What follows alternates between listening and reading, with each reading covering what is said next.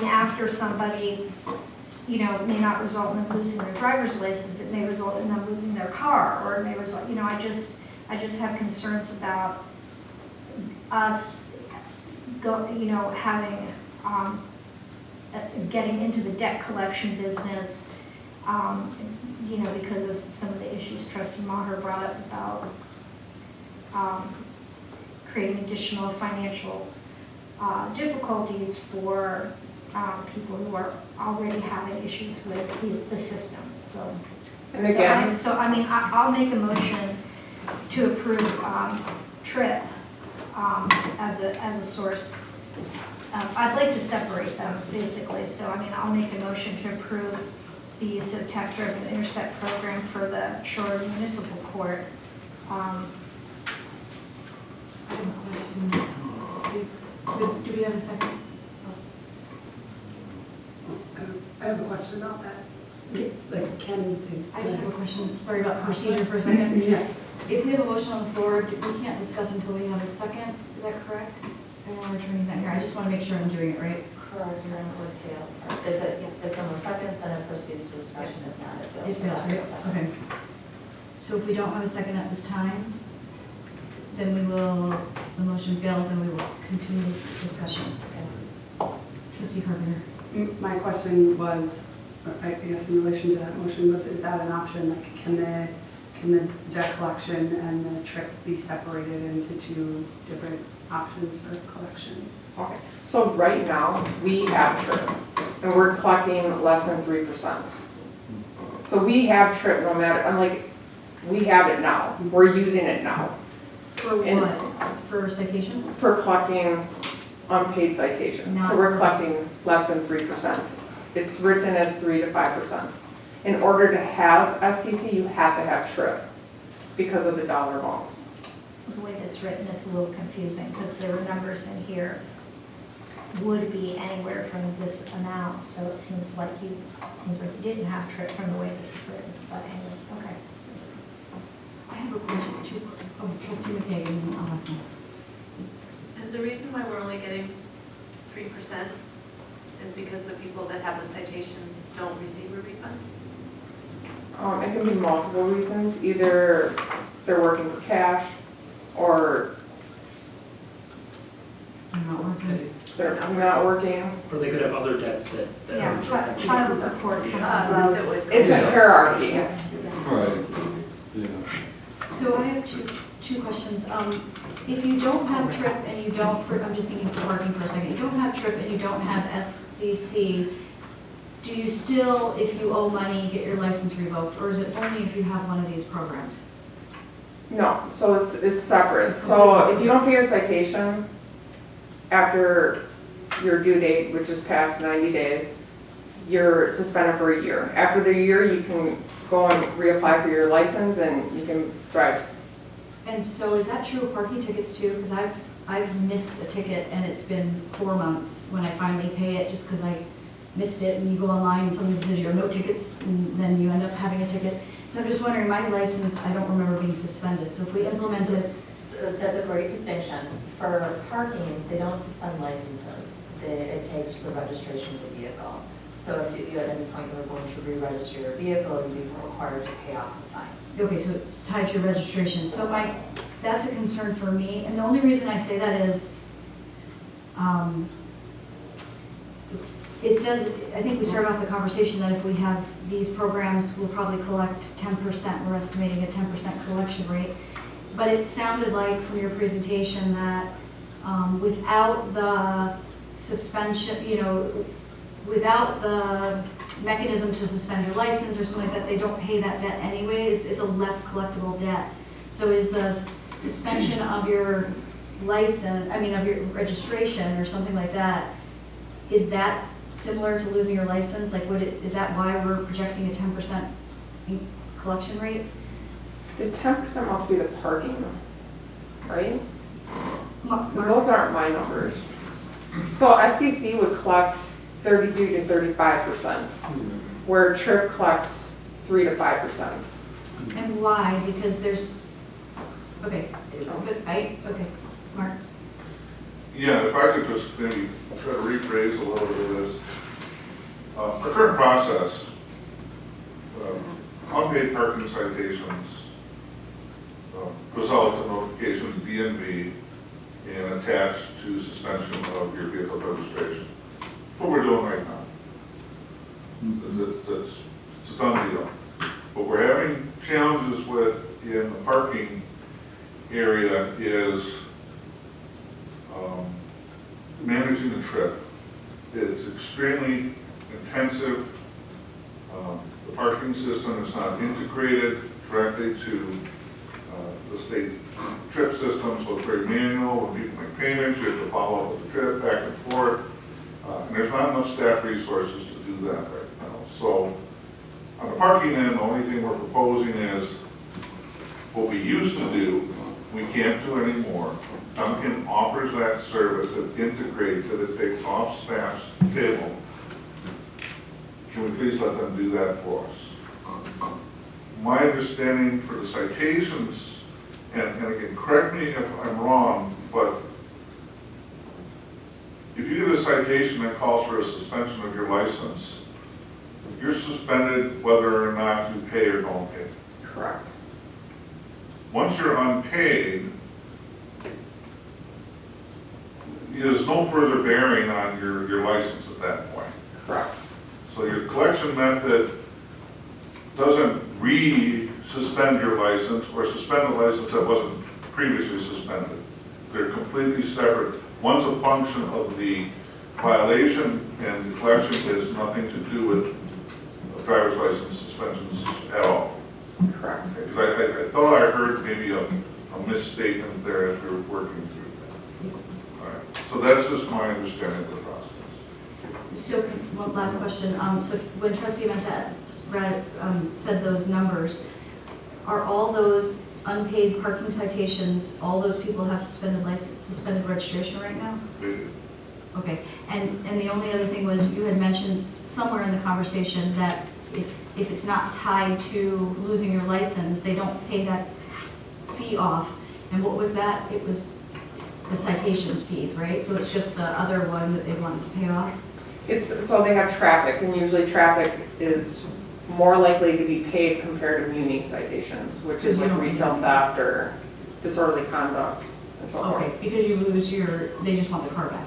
Correct. Okay. So SDC wouldn't change anything, it's just increasing the percentage of what we're already collecting from TRIP right now. So instead of collecting 3 to 5% that we're collecting from TRIP, we would be collecting 33 to 35% using SDC with TRIP. And I guess that's what I don't really understand, because if you're trying to collect for traffic citations and it still doesn't, for muni court violations or whatever, and it still doesn't result in any kind of, not punishment, but effect, then why do we think we'd increase from 3% to 35 or 33%? Mark? TRIP is an extremely passive collection method. If you happen to have a tax refund, and if you're in the right sequence, then you get in line, and you might get a portion of the funds go to you. SDC is a bit more proactive. They'll try to contact people and remind them again that they have obligations for delinquent citations. And based on those efforts, they generate a higher response than just the passiveness of the trip. So again, the information you're quoting is from them on their general level of success. Whether our actual response is 20% or 40%, we'll see. But it's at no cost to us, and it's for fines already owed to the municipality, and it doesn't invoke any credit rating actions. It's just correspondence trying to convince people to pay. Is that correct? Correct. That's not what the memo says. The memo says DOR will initiate involuntary collection actions such as attaching wages or levying bank accounts. So it's not just the harassing phone calls, it's attaching wages and that kind of thing. Is that correct? That's what it says in the memo. It's a percentage on wages. It's just Well, a that's what- method of process of That's what collecting. garnishing wages is, they don't take your whole wage, they just take 25% of your paycheck. Is that correct? The percentage wise? No, just in general, they'll Yes. take into your wages. So there is more than just follow-up. Correct. Trustee Meyer? I mean, I've talked to a few people that are involved in this issue, and of the approaches, they felt the SDC was probably more accommodating of low-income persons. But their understanding was that SDC they had taken a position that they will not suspend driver's license and warrants, and I don't know if that's I'm not following on.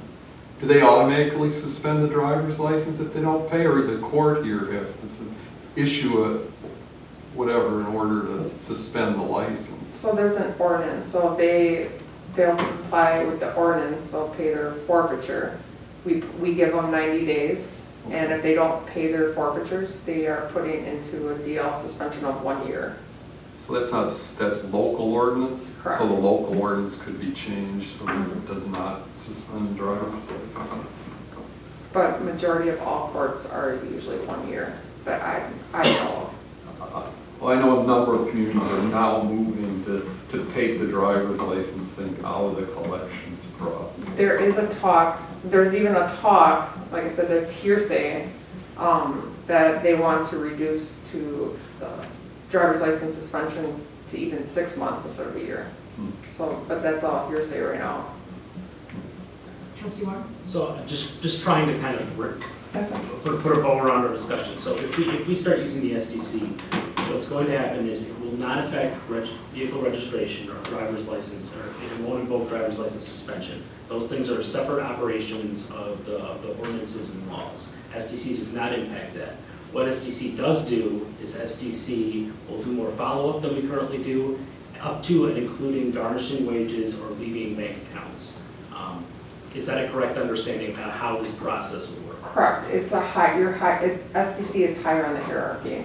So they go for child support, then they go for SDC, and then it would be TRIP left. And they will aim to collect 100% of the debt, but they're willing to negotiate that, and their fee is 15% on top of that 100% of The the debt. municipalities see 100% of that, Okay. where collections, we would see minus the 30%, because collection agencies will take 30% of their share first. Okay, got it. Thank you. And they make their money DOR or SDC or by fining additional to the person who wasn't paying? Right. So it's an above fee to that person that they can garnish from their wages? Okay. Did you have a question, trustee? Okay. And negotiating payment plans is one of the options that a person would have. So right now, with TRIP, they can have payment plans here, even in the courtroom, but if they don't come to court, they're not placed on a payment plan. They don't come to court and say, I'm in poverty, we can't put them in an indigency hearing to help them with their citations or resolve their citations. So coming to court is the prime key of resolving any issues. For SDC, they're basically taking over like what I would do. And they're gonna work with defendants with payment plans and any other further actions if that person so happens to be in poverty. How though? I mean, how do they, if we can't get them here to show up and talk, how do they do it differently? So the DOR kind of explained, usually when you receive a letter from the DOR, people tend to freak out a little bit more than seeing a municipal. I think it's like the norm when you know you can get away with something in each jurisdiction, you just continue going to that jurisdiction to commit those crimes. Trustee Mateo? I'd like to know,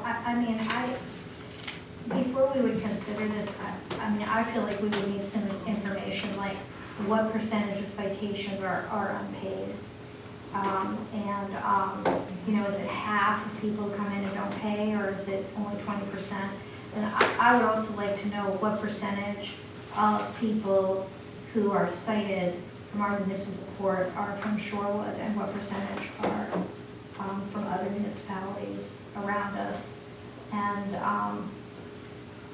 I just have further questions about, I mean, I've been here, this is my 4th year, and I've never seen any report from the municipal court on operations, on statistics, on, I've heard, and I've actually never come, but I've heard that, well, I won't get into what I've heard, but I'd like to have a little more sense of, who we're talking about and what we're talking about, rather, that's just my feeling about it. So I did put, like, we are at $2.4 million of unpaid citations right now. So $2.4 million we have. Is that for 10 years or? TRIP, so I have TIPS, a software that helps, like, take care of citations, and Shorewood had TIPS since 2003. So, since 2003,